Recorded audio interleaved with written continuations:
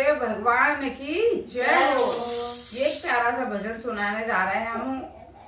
जब हमारे अंतिम यात्रा होती है, प्रभु जब लेने आते हैं तो प्रभु होते हैं एक हमारे पति परमेश्वर, एक तो हमारे पति हैं जो हमारी शादी हो रखी है, और एक जगत पति परमेश्वर। तो उनकी वो डोली आ रही है और क्या कह रही है इसमें भजन में माता बहनें, और हम गाने जा रहे हैं। आप सुने और अच्छा लगे तो आगे जरूर शेयर करें, और सभी का हमें सपोर्ट और आशीर्वाद चाहिए। सभी हमें सपोर्ट करें, लाइक करें और सब्सक्राइब करें हमारे चैनल को, और आगे जरूर शेयर करें। सभी को राधे राधे, जय श्री कृष्ण।